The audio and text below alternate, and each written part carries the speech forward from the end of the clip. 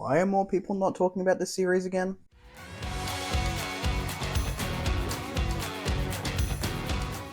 Hello everyone, welcome back to a fictional escapist. My name is Kris, and today's video is a book review, a rapid review for Assassination Protocol by Andy Pelequin. This is book 1 in his series Cerberus.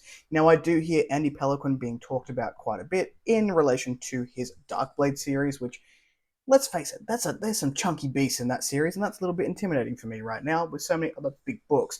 But this is an author I've been wanting to check out for a little while, and I ended up picking up Cerberus Book 1, Assassination Protocol, as my foray into Pelequin's work.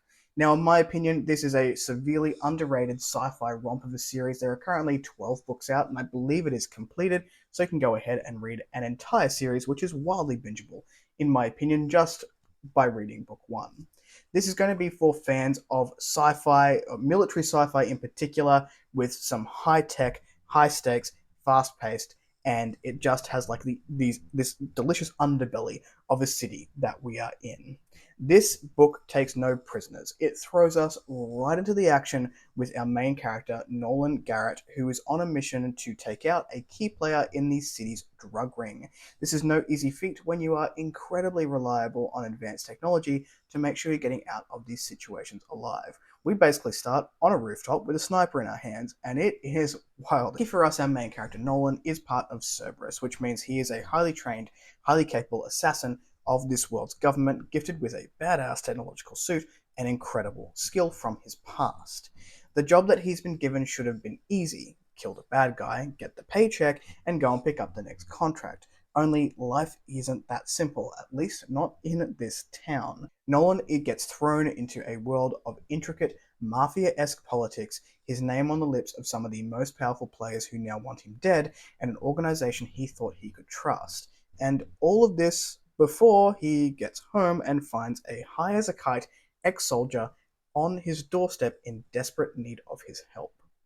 He is faced with powerful cartels, moral obligations, and a drug-filled past that he can't seem to leave him alone, and he's going to have to dig deep not only to save himself, but everyone that he holds dear.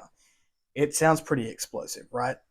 It absolutely is. And it's got such a short page count and packs so much in here, which was just fantastic. This book was a blast. Pelequin manages to deliver non-stop action while also giving us a really good look at the inner workings of Nolan's brain, and he is a much more complicated character than meets surface level.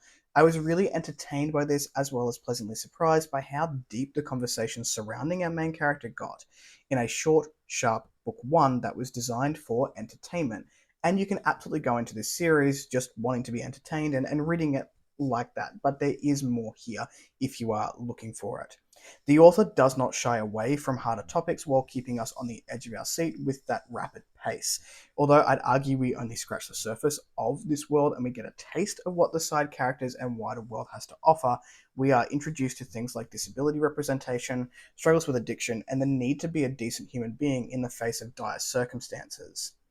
Some of the things I loved about this one were the inventive technology, Nolan's internal good guy dialogue, and the underbelly that I mentioned before. I want to start off with the tech here because a lot of times sci-fi can follow some formulaic tendencies, and I think that Andy has done a really good job of coupling things that feel familiar in these settings with also some more inventive tech. I want to really dive into the AI of this world and just say that's AI that's genuinely helpful.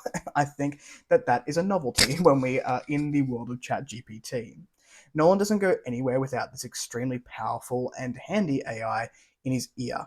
It can do things like powering vehicles to turning his wheelchair into a literal weapon, and that scene was so cool in this book. There isn't anything that this AI can't do, and the way that it was written makes sense to me as the reader that it could do these things, which sometimes falls flat for me personally when dealing with powerful AI. The next thing I want to sort of delve into a little bit here is Nolan as a main character. If Harry Dresden and Rohan from the Hybrid Helix series were to have a love child, I feel like you would get Nolan Garrett. His dry tone and underlying good guy nature had me wanting to know what actions he would take and trust that whatever these were, he had his people that, matter to him at the forefront of his brain. Nolan is a character who has gone through hell, and we get little snippets of that. as we go through being an ex-soldier. There are elements of PTSD here, particularly when it comes to the person who is found on his doorstep, Bex, and I believe that story will unfold the further into the series that I go. He refuses to let these things hold him back, and I get a sense that he would love a life with just like one contract, moving on to the next contract and being relatively at peace, but he's drawn back into the intricacies of this world, which is hell-bent on taking out not only him, but also some of the other weaker members. Ultimately, I feel that Nolan is driven by his desire to see people and his city safe, which I suppose for an assassin is a relatively noble quest. And finally, I just want to touch on the world because it is a rapid review after all. This world does feel very cyberpunk-esque, very sci-fi-esque. We have some familiar elements in here. It is dirty, it is grungy, it feels like there's neon everywhere. It feels like a cyberpunk fever dream with gang wars and brothels and everything else in between. I had an absolute blast traversing these streets, traveling over rooftops, and feeling like there was danger at every corner. One of my favorite scenes in this book is a chase on what I assume is a Tron-like motorcycle, or that's at least how I felt it, or how I saw it in my brain as I was reading, and the AI was like powering it and like pushing it to its maximum capacity as we were trying to get to somewhere in the nick of time.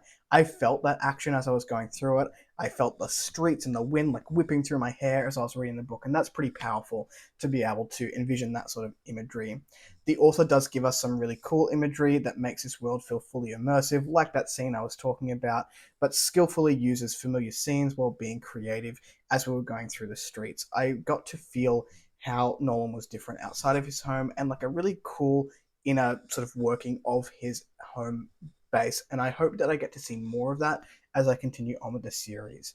I had a really good time with this series starter. It is one that if you like a high stakes and fast paced sci-fi, I would recommend to people, or people who are looking to get into the genre, as a way to have something that feels bingeable, introduces some new ideas while also keeping some of those familiar tropes at the forefront.